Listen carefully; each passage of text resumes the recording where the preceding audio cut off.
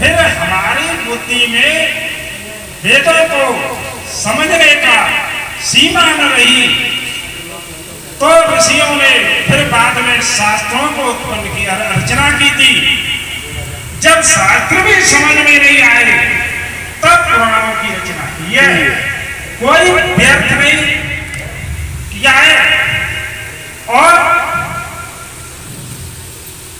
अब इसी तरह से हम शब्द की देखें,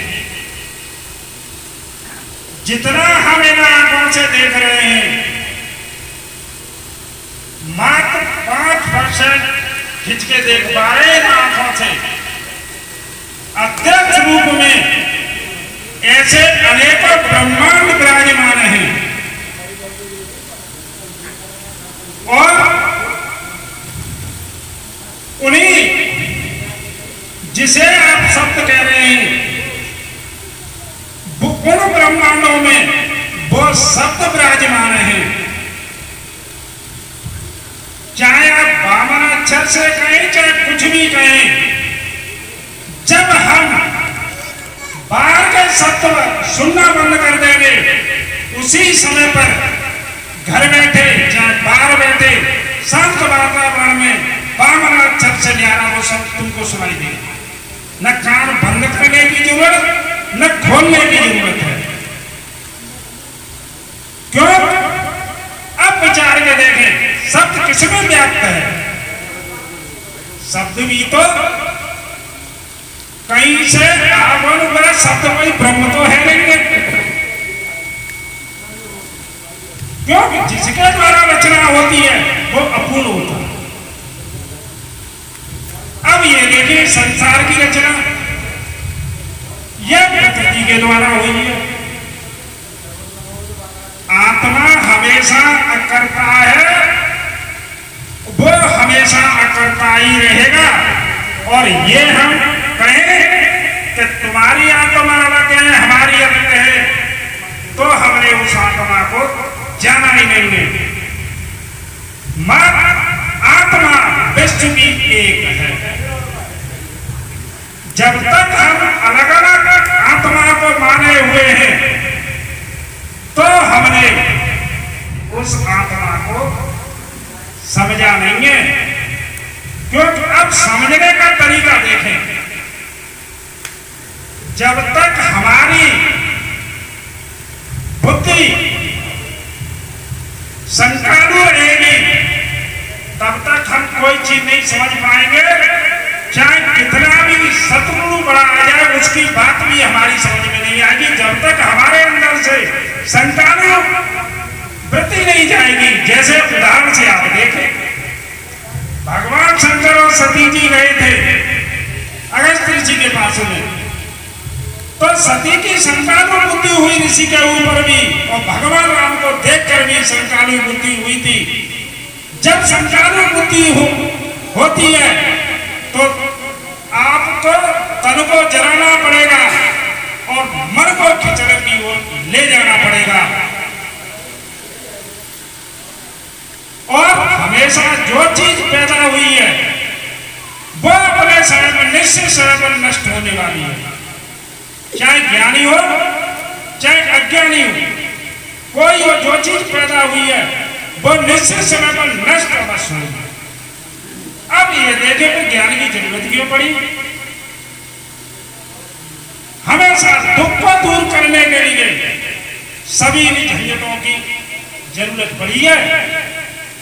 चाहे सत्संग का ज्ञान हो, चाहे शास्त्र का हो, चाहे सतगुरु का ज्ञान हो, सभी कहते हैं भव सागर से करने का मतलब क्या है? एक जन्मती बार और एक मरती बार सबसे ज्यादा कष्ट होता है। अब युक्ति से हम देखें,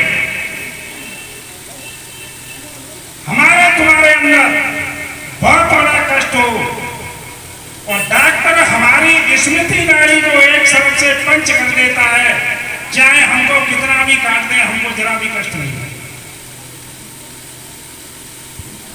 तो मुझे ये बताओ, सबसे बड़ा डॉक्टर है, सबसे बड़ा सतगुरु तो वो डॉक्टर है।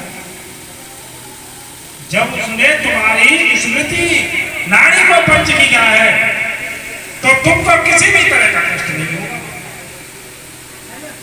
अब ये देखिए कष्ट होता किसमें, हमेशा कष्ट मन के द्वारा ही होता है और मन के द्वारा ही शांति होता है।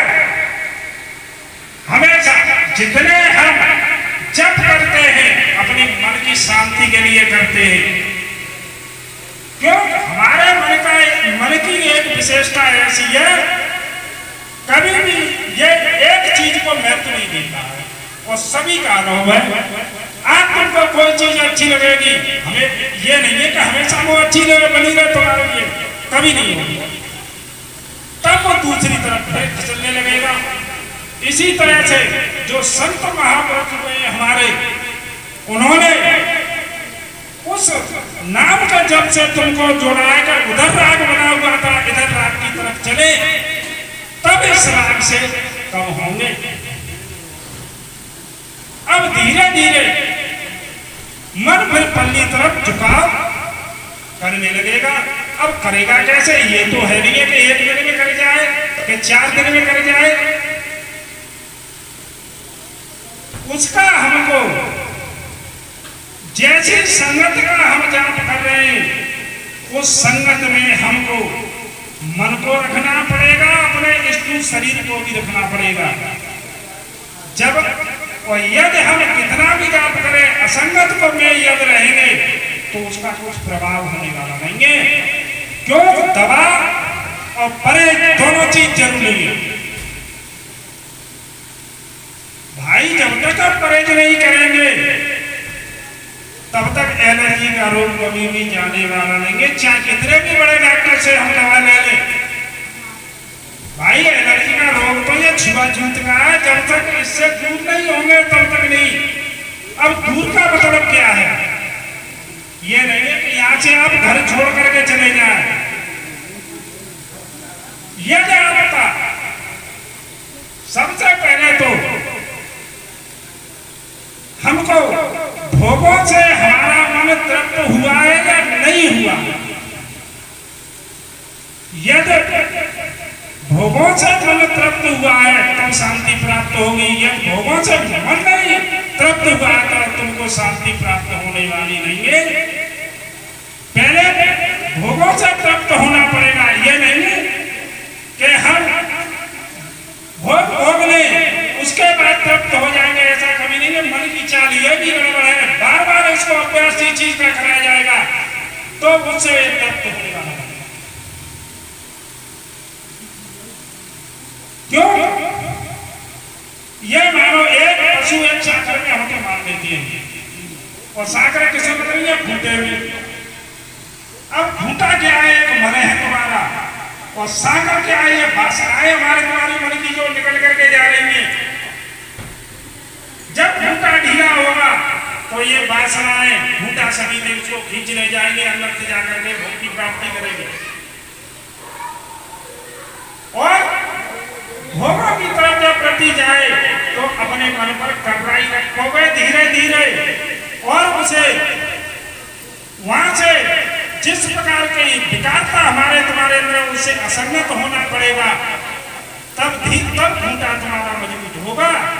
और घूंटा सुखसला रखो है तो भैया कोई न कोई वृत्ति तुमको खींच ले जाएगी और भोग में अड़ा देगी। और जब तक भोगों से आप उबोगे नहीं तब तक शांति की प्राप्ति होने वाली नहीं है।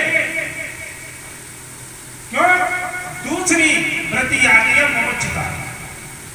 मुमुक्षुता का मतलब ये होता है कि हम तो भोगों से तृप्त हो गए, अंदर से कहने के लिए किसी से नहीं है कि अब हमको शांति की प्राप्ति हो।